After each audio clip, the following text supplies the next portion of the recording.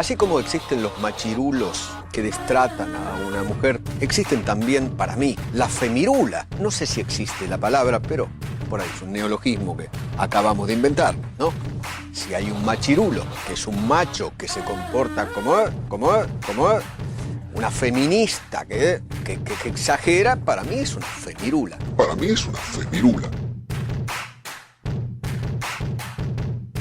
Femirulas. Feminismos en formato podcast. Segunda temporada.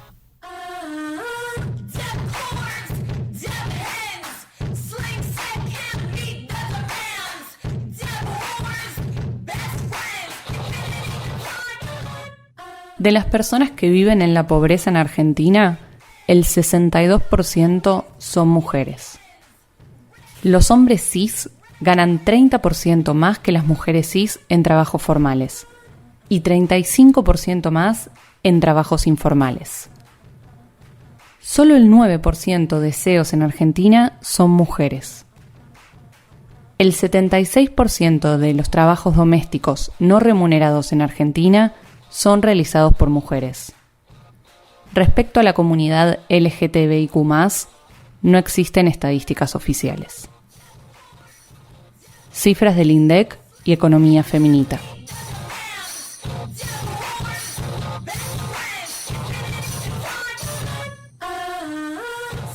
Bienvenidos, amigues, capítulo 45 de Femirulas.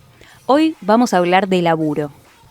En los años 60 comienza una irrupción masiva de las mujeres en el mercado laboral, en las que dejan de estar en el ámbito privado, el doméstico, la ama de casa devota, para lentamente insertarse en el ámbito público. En paralelo, las mujeres comienzan a votar, comienzan a ir a la universidad, y un dato no menor, y guárdenselo en la cabeza, llega la pastilla anticonceptiva a las farmacias, la famosa revolución de la píldora. Desde ese momento hasta acá hay muchísimas victorias para celebrar, pero por supuesto muchísimas batallas por ganar también. En este capítulo queremos hablar sobre el mundo del trabajo, del laburo, la profesionalización, el liderazgo, los puestos de poder y sobre la brecha salarial y laboral que sigue atravesando el mundo y la Argentina. También vamos a debatir sobre la maternidad y cómo influye en el trabajo para las personas gestantes y por último, repensar cuáles son los sesgos de género que tenemos inculcados que no permiten que las mujeres y diversidades alcancen de forma equitativa los puestos de poder.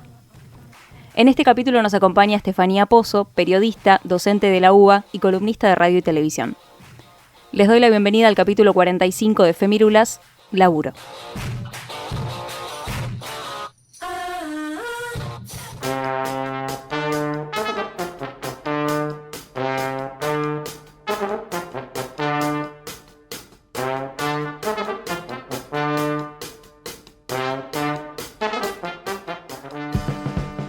Cuando debatimos sobre el laburo, se nos pueden ocurrir 20 millones de desigualdades diferentes, las cuales vamos a estar hablando hoy a lo largo del capítulo, pero una de las primeras en las que pensamos cuando nos referimos a este tema es la brecha laboral. Y a Steffi Pozo le preguntamos justamente de qué hablamos cuando hablamos de brecha laboral en relación al género de los trabajadores. La brecha laboral en relación al género que existe entre los y las trabajadoras tiene que ver con todas las diferencias que existen entre, en principio, varones y mujeres, pero sabemos que no son los únicos dos géneros que existen. Entonces podríamos decir que son las diferencias que existen entre las masculinidades, que suelen ser las más favorecidas en el mercado de trabajo pago, y el resto de las identidades. Las formas de medir esas diferencias pueden ser, por ejemplo, a través del salario, que es la brecha salarial. También podemos medirla a través del acceso o la imposibilidad de acceso a los puestos de mayor jerarquía, que conocemos como techos de cristal, la imposibilidad de ascender, eso se suele conocer como pisos pegajosos, y también podemos pensar como brechas de género a las paredes de cristal, que son las maneras en las que se van conformando algunos sectores masculinizados y otros feminizados en el mercado de trabajo. Un ejemplo clásico es la construcción, por ejemplo, y la enfermería, que suele ser mayoritariamente o solía ser mayoritariamente de mujeres, la docencia también. Esas brechas es lo que se conoce, esas diferencias es lo que se conoce como brechas laborales en relación al género en el mercado de trabajo. Pisos pegajosos, techos y paredes de cristal. Estas son nuestras principales barreras a la hora de hablar de brecha entre hombres y mujeres en lo que es el contexto laboral. Y digo así, hombres y mujeres con ese binarismo explícito que lo caracteriza, porque no hay estudios, no hay estadísticas, no hay cifras que representen cuál es la situación de otras identidades. Y una vez más, esto no es casual.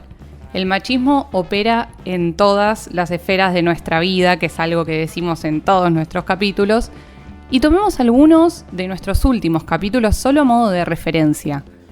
Deporte, medios de comunicación, placer, humor, cárceles, todos atravesados de una u otra forma por estos mandatos patriarcales, y hoy sumamos uno más, el laburo. Sí, cuando Steffi nos respondía, nombró muchos conceptos que podrían tener un desarrollo muy largo, ¿no? Esto de brecha salarial, techo de cristal, paredes de cristal. Pero como no podríamos hacer un capítulo de 5 horas, yo me anoté acá en un Word 2 cosas que quería sí o sí decir y que podés ir y googlearlas ahora mismo. Uno es el tema del salario, porque muchísimas veces me crucé con gente que cree que la brecha salarial no pasa más, sobre todo tal vez en ámbitos más empresariales, como que eso ya no sucede. Y sí pasa. Hoy los varones en Argentina solamente tienen un 30% de ingresos mayores a las mujeres. Eso sigue sucediendo. Así que estar en un universo en el que pensás que no sucede, hay que salir de ahí. Y después, esto de nombrar el techo de cristal, estas barreras invisibles que tienen las mujeres en el mercado de trabajo, incluso hay ciertas autoras feministas que ahondan en eso y hablan de laberinto en vez de techo de cristal. Y nombran que tal vez, en ciertas clases sociales, con ciertos privilegios por supuesto, tal vez el techo de cristal se rompió, pero no se deja de estar inmerse en el laberinto de desigualdades. Entonces, esto era lo que para mí era interesante traer, que no basta con que haya mujeres en puestos laborales o mujeres en puestos de liderazgo y ya está, la brecha laboral se va a cerrar. Hay que tener en cuenta todos estos conceptos que nombraba Steffi. Hay ciertas empresas que aplican perspectiva de género y tienen paridad, por ejemplo, entonces piensan que ya está, que la equidad laboral es algo que naturalmente se va a dar. Y eso es un espejismo, no es real. La brecha nunca se va a cortar y nunca se va a cerrar, mucho menos, si no hay compromiso y reflexión a nivel individual, colectivo, y si no hay perspectiva de género aplicada realmente en todos los procesos. Sí, y resaltar sobre todo esto que decías vos de la teoría del laberinto, Nati, porque pueden haber un montón de mujeres en puestos de poder, ponele. Pero, ¿cuánto les costó llegar ahí? ¿Cuántos obstáculos tuvieron que sortear para poder llegar ahí? A diferencia de los hombres, que tal vez es un camino muchísimo más lineal, ¿no? Y me quedé pensando también en esto que decías, que hay muchos hombres que dicen, ay no, pero no existe la brecha laboral entre los hombres y las mujeres y todo eso. Y es como que hay mucha gente que se quedó en el momento en el que, bueno, como ahora las mujeres ahora pueden laburar, estamos todos en la misma situación. No funciona así, loco. ¿En qué época te quedaste? Como hay un montón de complicaciones que son profundísimas y que suceden, y no porque una mujer trabaje va a estar en las mismas condiciones que un tipo que trabaje, claramente.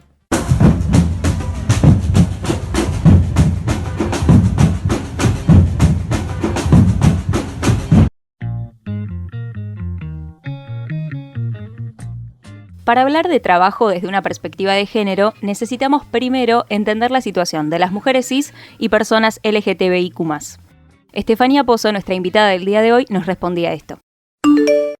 El acceso a la profesionalización de mujeres y diversidades es bien dispar, ¿no? Por supuesto que acá tenemos que hacer una interseccionalidad en el análisis y pensar cómo también la clase social determina el acceso a la profesionalización. Si pensamos en la profesionalización, por ejemplo, como la formación, como el acceso a, por ejemplo, terminar o comenzar o estudiar una carrera universitaria, un posgrado y demás. No es solamente la identidad de género la que de alguna manera incide en la profesionalización de una persona. Y además también tenemos que tener en cuenta que no es lo mismo ser una mujer cis que ser una mujer trans o ser una identidad no binaria. Creo que hay ahí una heterogeneidad en función de múltiples causas.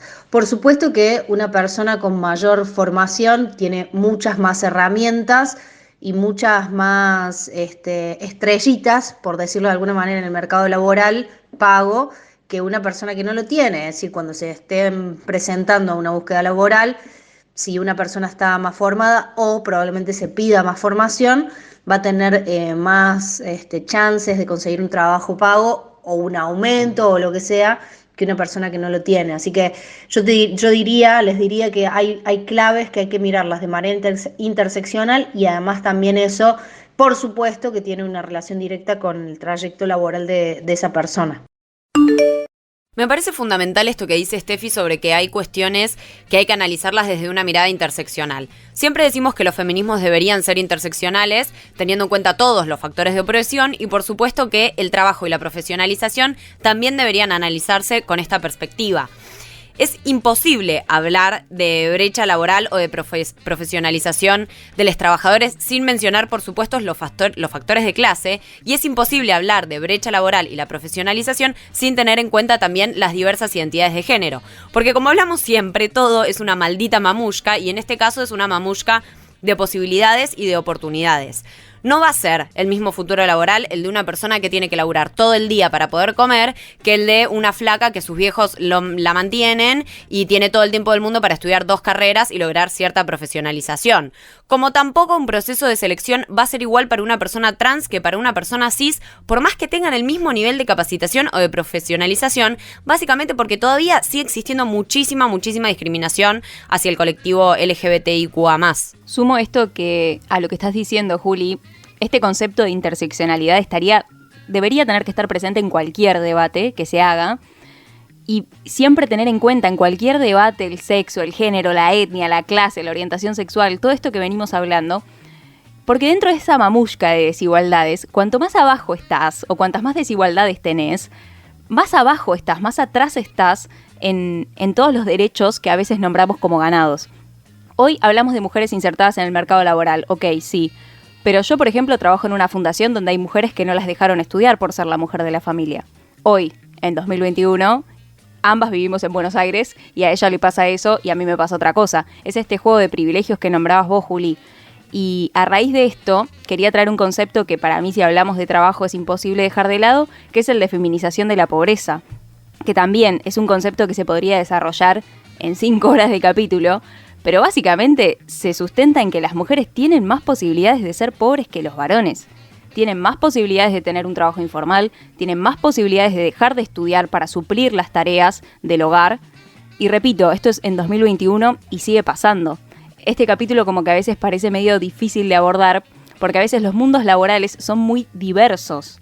Hoy en Argentina coexiste una mujer vicepresidenta y una mujer que abandonó la escuela por tareas domésticas, y son del mismo mundo, son del mismo país, son tal vez de la misma provincia. Entonces el trabajo es un mundo súper complejo de abordar. Ni que hablar de las mujeres o varones trans, como decía Juli, que hay capítulos exclusivos para eso, porque la diferencia que implica ser trans y salir a pedir laburo, por ejemplo. Dentro de toda esta mamushka gigante también está la maternidad. Entonces, ¿cómo influye en el proceso laboral de los cuerpos gestantes todo esto? Le consultamos también a Steffi Pozo. La relación de las maternidades con el desarrollo profesional es una relación, podemos decir, tensa, tirante, en el sentido de que una crianza requiere de mucho tiempo, requiere de mucho trabajo, y eso, por supuesto, incide en la disponibilidad mental y temporal, digamos, de material, de cantidad de tiempo disponible de esas mujeres cis que deciden criar y tener hijes. En ese sentido, creo que depende de la vivencia de cada quien, pero las estadísticas lo que muestran es que a medida que una mujer tiene más cantidad de hijos, más se traba su desarrollo profesional. Y bueno, la economía habla, por ejemplo, de costo hundido de oportunidad, ¿no? Por ejemplo, hay muchas mujeres que se formaron, por ejemplo, en la universidad pública, y es un recurso humano, si lo miramos desde el punto de vista economicista directamente, que se ha formado y que después no va a desarrollarse en el mercado laboral, por ejemplo.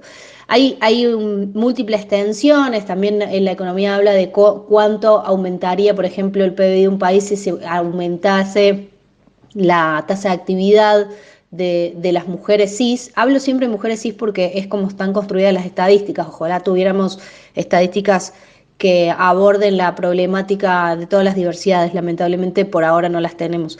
Pero creo que sí, hay una relación de tensión y que claramente la solución son las licencias, ¿no? Las licencias compartidas y la compatibilización de las crianzas con la vida profesional y la vida laboral. Bueno, relación tensa. Pienso que cualquier proceso que quiera atravesar una persona gestante, tenga hijes o no los tenga, está atravesada por la maternidad. Me parece que es un mandato que está como ahí rondando, que tenemos y que está siempre presente. Y de hecho, cuando les nombraba al principio del capítulo la pastilla anticonceptiva, es porque no fue casualidad que las mujeres quieran empezar a trabajar y a la par exista una pastilla que te permita decidir no ser mamá o tal vez dilatar ese momento un poco más.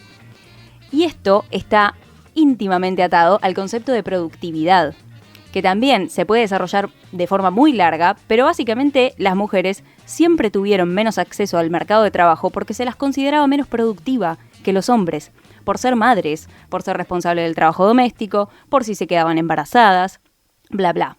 Se tenía que poner en el currículum si eras mamá. Yo lo he pensado en su momento ponerlo o no. No estamos hablando de hace 70 millones de años. Y de hecho, la pastilla anticonceptiva tiene cientos de debates, pero uno es la productividad, porque la pastilla hace a las mujeres más productivas. Te suprime el ciclo menstrual y te anula la posibilidad de ser madre por el tiempo que vos quieras. El debate tal vez sea si eso es empoderamiento o sometimiento, pero se los dejo picando porque no es el momento, pero se relaciona con esto también. Y coincido plenamente con Steffi cuando nos plantea que las licencias compartidas son una de las soluciones, los jardines maternales también. Me parece que lentamente hay ciertas empresas que se empiezan a comprometer con esto y que empiezan tal vez a poner una licencia de paternidad más larga, pero claramente sigue siendo una cuestión clasista porque no la tenemos todos, pero probablemente la solución vaya por ahí. Si hay una distribución equitativa de tareas y si el Estado aparece y genera sistemas de cuidado, políticas públicas que contemplen todo esto y que se piensen desde la perspectiva de género, no sería necesario que las mujeres tengan que hacer malabares, no sería necesario que haya que hacer doble jornada laboral, sino que se empezaría a hacer todo de forma más equitativa y en consecuencia sin triples o cuádruples trabajos para las mujeres. Tal cual, y me quedé pensando en el tema de las licencias, ¿no? Como decimos siempre, las leyes no salen de una burbuja, salen de un debate social, y en este caso vivimos en un país que al 2021 tiene una licencia por paternidad de 2 días. 1, 2. Y una licencia por maternidad de meses que luego se pueden extender a más meses, o sea, de repente te encontrás teniendo 6 meses de licencia por maternidad si quisieras extenderlo, mientras que los padres tienen 2. Entonces, analicemos un rato estas cifras, analicemos un rato esta ley que hoy en día es una de las licencias por paternidad más cortas de todo lo que es América Latina.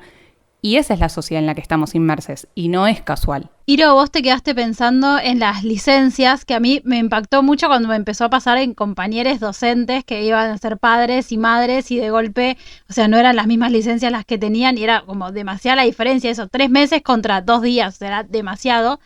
Pero yo me quedé pensando en el término de productividad, ¿no? Como que generar dinero, o sea, trabajar para generar dinero es la única productividad habilitada y efectiva y considerada como importante para la sociedad capitalista en la que vivimos, y menosprecia como el trabajo que conlleva también estar en la casa, ¿no? Digo, anteriormente, ahora sabemos que puede pasar como no, pero digo, estar en la casa, ocuparse de los hijos, ocuparse muchas veces también de la administración de la economía, digo, como un montón de cuestiones que son sumamente importantes y que el día de hoy podemos decir, bueno, sí, un poco se avanzó con el reconocimiento, por ejemplo, para los aportes jubilatorios de haber estado, ¿no?, en casa, las amas de casa y demás, que me parece buenísimo, pero también considerarlo productivo, porque digo, es la crianza, el acompañamiento también de las futuras generaciones, es como también desde dónde tomamos el término de productividad, ¿no? Me quedó como picando un poco eso. Totalmente, porque se piensa no productiva a una mujer cuando no puede trabajar la misma cantidad de tiempo que trabaja un chabón, pero en realidad está en su casa laburando un montón de horas porque está manteniendo a un pibe, porque lo está haciendo sola, porque está manteniendo el hogar además de cuidar a su hija. Y lo que me parece muy importante de las licencias compartidas, que es esto último que estábamos hablando también, es que no solo benefician a la mujer en la crianza del hijo y al hombre en ejercer una paternidad mucho más responsable y presente también, lo cual es súper beneficioso porque cambiaría completamente la relación que existe entre padre e hijo y hijo y madre también, sino que también es beneficiario para la madre a nivel laboral, o sea, para no perder oportunidades tanto de posibilidades laborales como de proyectos, de ascensos u otras cuestiones que se le niegan el momento en el que se enteran que está embarazada, mientras que a los hombres no pasa nada y sigue todo igual. Y quiero decir algo que puede pecar de estar generalizando, es muy probable que lo esté haciendo, pero creo que es así, al menos en Argentina me parece que es así, que la mujer madre va a trabajar y vuelve a su casa y sigue siendo madre. El hombre padre va a trabajar, vuelve a su casa y descansa.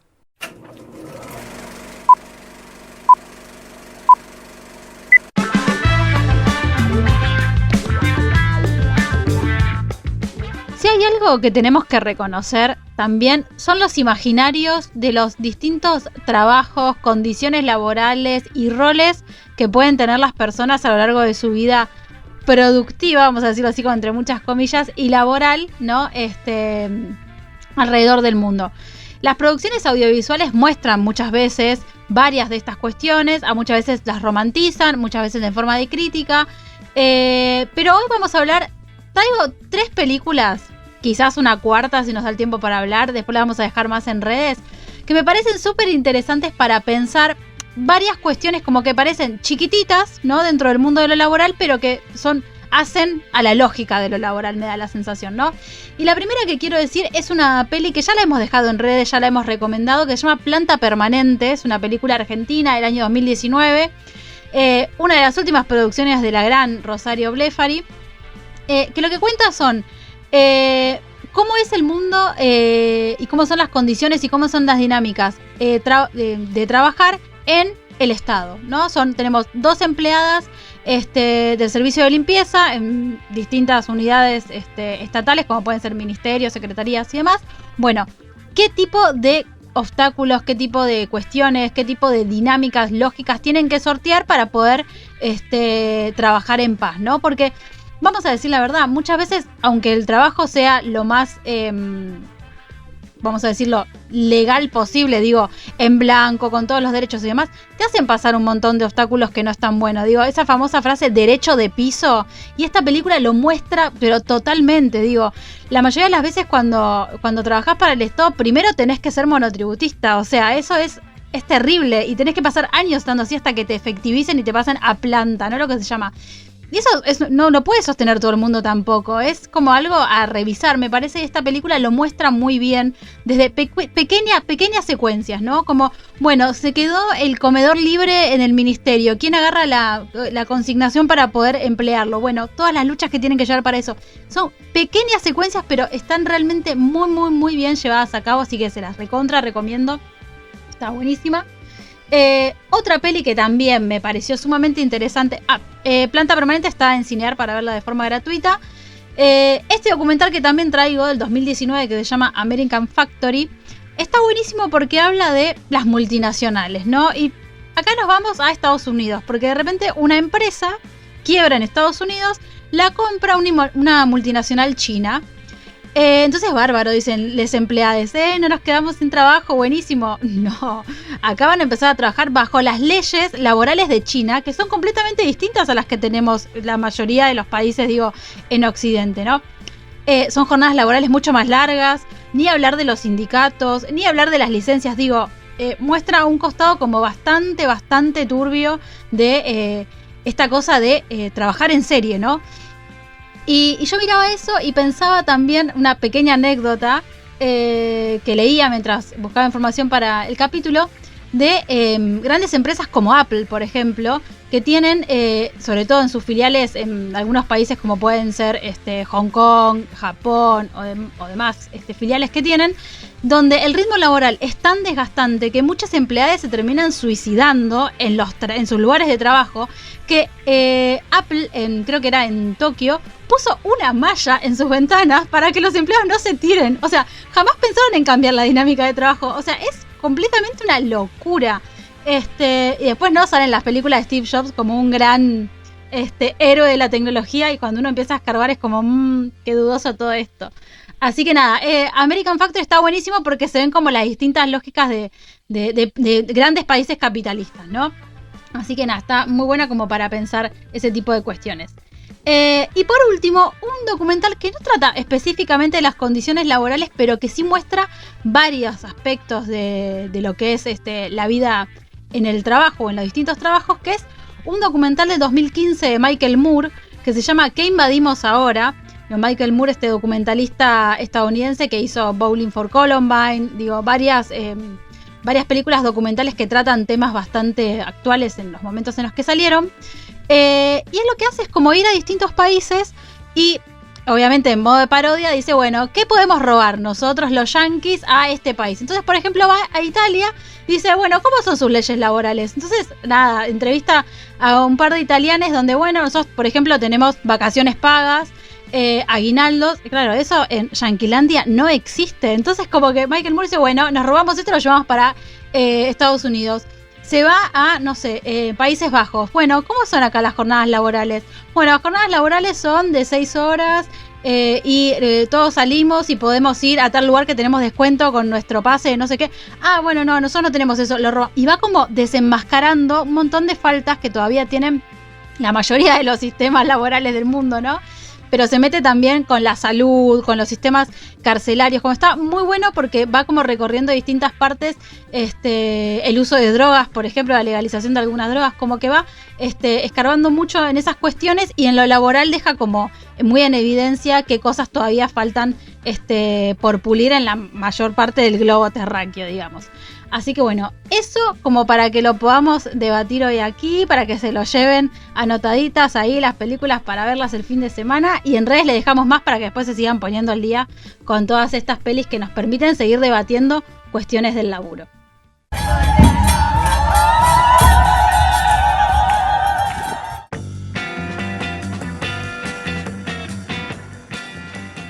Uno de los últimos estudios sobre las mujeres cis en el mundo del trabajo se hizo en 2020 a nivel global, pero después se hizo en Argentina. Arrojó muchos datos, pero lo que encabeza el informe, y que para mí es el dato más interesante, es que solamente el 9% de los CEOs en Argentina son mujeres. Solamente el 9%. Entonces, asumiendo un análisis que tenga en cuenta la interseccionalidad, como decíamos antes, vamos a tener en cuenta que para ser CEO tenés que ser de cierta clase social para poder haber accedido a la universidad. Ok, asumiendo eso, ¿en las universidades hay solamente un 9% de mujeres? La respuesta les sorprenderá. Es un estudio largo, también habla de que hay un 27% de gerentas nada más, solamente un 20% de jefas, pero la parte positiva es que alude que es una cifra que va en aumento porque lo compara con el 2012 y hay como 5 puntos de diferencia.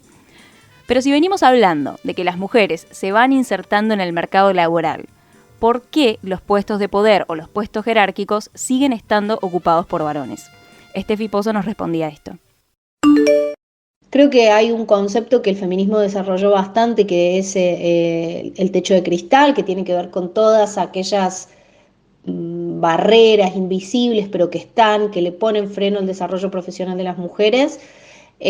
Claramente eso lo explica, y también hay otra parte que es puro sexismo internalizado, naturalizado, es decir, las mujeres como género, como construcción de género, tienen ciertas habilidades que no se demandan como características de una persona que tiene que estar a cargo de la conducción de equipos o de empresas, ¿no? Suelen ser, por ejemplo, las características más ligadas a la emoción, a la calidez, si se quiere, y un hombre, por ejemplo, está más asociado con el riesgo, con el liderazgo, con la racionalidad. Bueno, todas estas cosas que son puro sexismo, porque son construcciones sociales alrededor de los géneros, también explican un poco por qué sigue siendo una lista larga de características masculinizadas las que se valoran, y que además en ese sentido no es posible que una mujer o no se les permiten a las mujeres, porque una mujer, por ejemplo, que es muy decidida puede llegar a ser considerada como mandona, entonces en un hombre se avala y en una mujer no. Bueno, creo que tiene que ver con cómo se construyen las características de los géneros y qué se le permite a cada género y acá no. Eso es sexismo. Después tenemos la brecha, el techo de cristal, el techo de cristal, que también un poco explica esto otro que decíamos recién. Me quedo acá con dos frases, con dos conceptos que tiró Steffi, que es las lógicas de poder y los roles de género, ¿no? O sea, me parece que son sumamente peligrosos porque nos dan cuenta de cómo no permiten avanzar a los grupos y los colectivos que el orden patriarcal no quiere que avancen. Digo, me parece que estos roles estandarizados se reproducen porque sirven al orden patriarcal que quiere que sean los hombres, o sea, obviamente los hombres cis, ¿no? Quienes están en esos lugares de poder para seguir reproduciendo estas lógicas injustas, digamos, y que aparte es esto también sumamente interesante, estas barreras invisibles, ¿no? Que no muchas veces no son ni siquiera como percibidas, sino que forman parte de la propia dinámica que se da en los trabajos y que de una forma u otra termina diciendo, pero ¿cómo puede ser? Esto que decía Nati, ¿no? O sea, ¿cómo puede ser que sea solo un 9% de mujeres ocupen roles de liderazgo?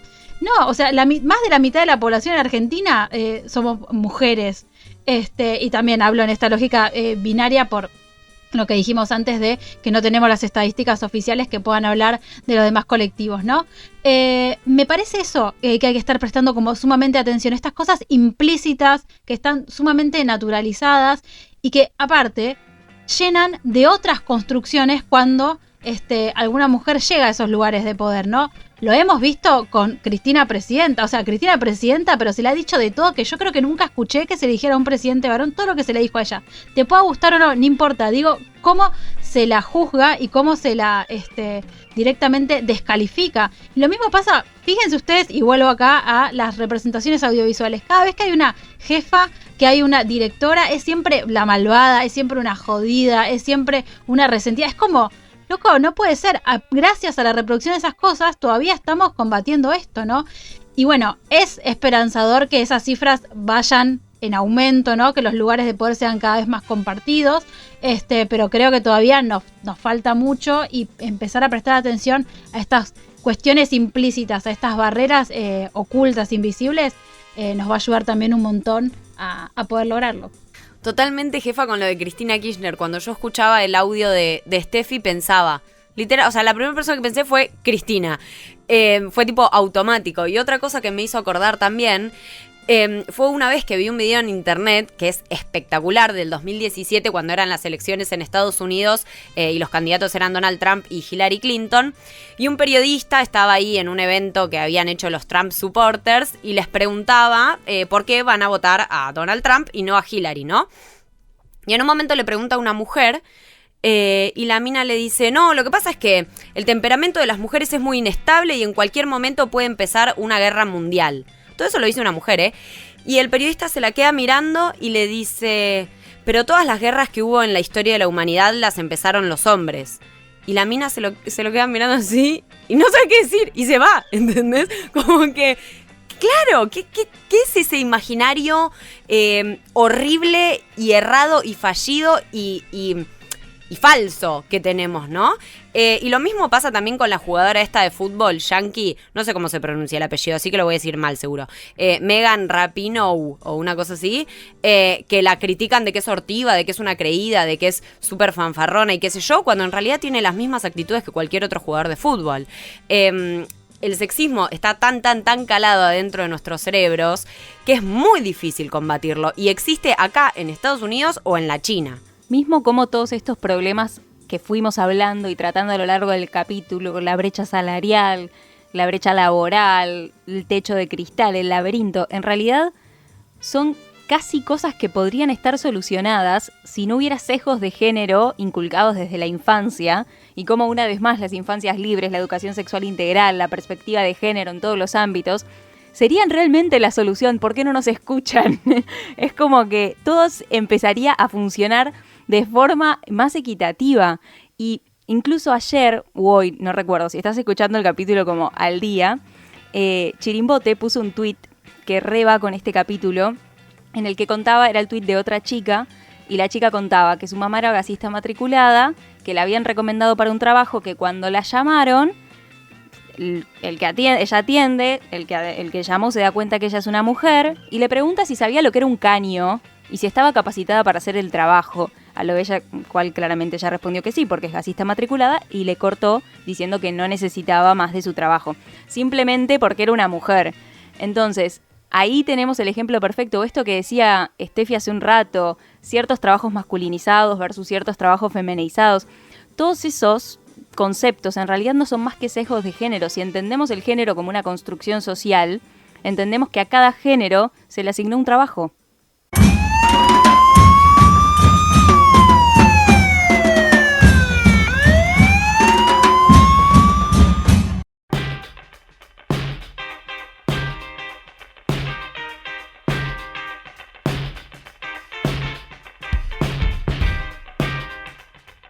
Llegamos al final de este capítulo Laburo y como siempre charlamos con nuestros oyentes en nuestro Instagram, @femirulas, y les consultamos experiencias laborales para el olvido. Hubo más experiencias laborales para el olvido de las que quisiéramos tener por parte de nuestros oyentes. Sin embargo, me quedo con 2 que me parecieron muy representativas y que también las estuvimos conversando a lo largo del capítulo. Acá nuestra primera oyente nos dice: cuando mi jefe iracundo, por fin después de tanta violencia verbal, un día rompió un box de vidrio. O sea que no le alcanza con machista, patriarca, bueno, todo lo que estuvimos hablando, sino que aparte violento. Combo del mal. Y un segundo oyente que nos dice: la familia y el maldito modelo patriarcal hegemónico y del primogénito varón. En este caso yo no sé qué interpretan ustedes, chicas, pero yo lo entiendo como estas empresas familiares donde sin duda muchas están sesgadas por estos rasgos de género característicos y el poder siempre, ¿quién lo tiene? El chabón. Entonces me pareció súper representativa. En mi caso me presento, soy Irina, me encuentran en Instagram como @soylairo. Me sumo a nuestros oyentes en eso de que quisiera tener menos experiencias para el olvido de las que tengo, pero lamentablemente me tocó, así que les cuento una como para tratar de ser sintética. Me tocó laburar en uno de los medios gráficos más grandes del país, muy feo, muy gorila, muy de derecha, muy todo lo que no, pero me tocó laburar ahí. Y, claro, saquen sus propias conclusiones. Y me tocó laburar ahí y la experiencia es realmente para el olvido. Día del periodista, 7 de junio, me piden una nota. La iro sin poder de síntesis, como siempre. Mandé como 5 hojas de nota sobre García Márquez, su vida y demás. Solo a mí se me ocurre mandar una nota de García Márquez a un medio gorila, tan gorila. ¿Qué pasó? Me la desecharon. Tiempo después, elecciones, ganó Macri, por supuesto. Iro, nos vimos. Así que esa es una de mis experiencias para el olvido. Aquí Rocío Rivera, alias La Jefa en Femirulas, en Instagram @la jefa del conurbano. Yo también tengo que decir que tengo varias experiencias para el olvido, ¿no? Siempre hablando desde un lugar de privilegio, donde pudimos acceder a una educación, pudimos acceder a oportunidades laborales y demás. Sintetizo en 2 muy breves. Durante mucho tiempo fui profesora particular, daba clases particulares en mi casa, fuera de mi casa, en distintos lugares, y esto de ser emprendedores es un poco duro porque muchas veces lo que me han cagado guita, me han robado libros, me han robado paraguas, o sea, no me han pagado. No, te pago todo junto a fin de mes y jamás viste ese dinero, o sea, le diste tus hojas, le diste todo, era muy terrible. La he pasado muy bien, pero he sufrido eso. Y después, bueno, también, Iro contaba de un medio de comunicación gorila. Yo trabajé en una escuela, pero recontra conservadora y gorila, pero zarpada mal. 1 año y medio más o menos de acoso laboral, o sea, era muy obvio que nos querían que renunciáramos, y no renunciábamos, no nos iban a echar. Bueno, uno se afilia al sindicato, la jefa afiliada al sindicato, al otro día despedida por afiliación al sindicato. O sea, un hermoso momento que llevó como sus buenos y sus malos momentos, pero bueno, aquí estamos, a intentar no repetir esas experiencias para el olvido, ¿no? Bueno, yo soy Julieta Penisi, alias Locutorta. La mía no es tan terrible, pero sí creo que tiene que ver con esta sumisión del empleado de no poder decir que no y acatar absolutamente todo lo que te dicen tus jefes. Y a mí me pasó el primer día de trabajo de una Juli muy pequeña de 18 años, en una empresa de ropa también, que iba a trabajar como atención al cliente. A mí me habían dicho que yo ese día iba a trabajar 8 horas. Era un sábado. Yo llegué a la mañana, tipo 8 de la mañana. Nada, pasa la mañana, no sé qué. O sea, yo visualicemos esto como muy pequeña, casi mi primer trabajo, ahí dispuesta a laburar, con mucha vergüenza también de socializar, de no saber qué es lo que tenés que hacer, te están enseñando, como muy torpe todo. Y de repente cae la encargada y me dice, hoy te quedás, yo había llegado a las 8 de la mañana, hoy te quedás hasta las 8 de la noche, ¿no? Y yo tipo, no, ¿cómo? A mí me dijeron que yo hacía el turno de la mañana nomás. Me dijeron, bueno, no, pero al final te tenés que quedar hasta el cierre. El primer día de trabajo trabajé 12 horas, estaba parada esperando que entre la gente con lágrimas en los ojos porque decía, no puedo creer que voy a tener que estar todo este tiempo metida acá adentro, cuando a mí me dijeron otra cosa. Y nada, lo sufrí muchísimo porque era el primer día, no sabía ni qué carajo tenía que hacer, como que iba a estar 12 horas ahí sin saber muy bien qué era lo que tenía que hacer. Entonces la sufrí muchísimo y la pasé muy como el orto, y para mí tiene que ver con esto de, encima sos nueva, ¿qué carajo le iba a decir? No, discúlpame, a mí me dijeron. No, chao, dale, sí, bajo la cabeza, laburo las 12 horas, no tengo ningún problema. Bueno, cierro la ronda. Aquí Nati Stanchi. Mi experiencia también, para el olvido, es una de mis primeras experiencias laborales, en las cuales era en una empresa llena de hombres. Éramos, ponerle 20 hombres y yo, con mis escasos, no sé, 18 años creo que tenía, no recuerdo. El presidente, el CEO de la empresa, era como una mezcla de Babi Echecopar, pero mezclado con un rugbyer presidente de hindú del casi. Y no sé, tal vez unos atisbos del dictador, ponele. Era todo un personaje del cual yo haría realmente un estudio sociológico de esa persona. Y el dato también importante para esta historia es que fue previo al 2015, que creo que para mí, como para tantas personas, fue como un despertar. Y yo me bancaba muchísimas cosas que no me gustaban un carajo. No solo para conmigo, sino como el ambiente en general. Y todo el mundo para chuparle las medias a este CEO dictador, Babi Echecopar, presidente hindú. Todo el mundo le seguía los jueguitos machistas que él tenía. Y creo que la gota que rebalsó el vaso fue una vez llegó una chica que era promotora. Le sacaron fotos sin que la chica se dé cuenta, tipo en el momento del trabajo, y después se iban pasando las fotos.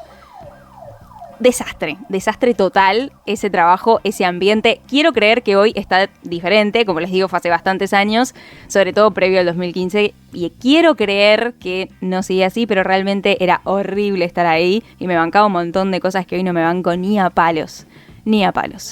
Pero bueno, como dijo la jefa, que queden para el olvido y que no vuelvan más. Si todavía no seguís a Femirulas en Spotify, hacelo, es el momento, y nos encontramos la próxima. Chau. Femirulas, segunda temporada. Seguinos en Twitter, Instagram y Facebook como @elbaído. Seguinos en Twitter, Instagram, Facebook como El Baído. @elbaído. Hacen artística. Dale, seguinos.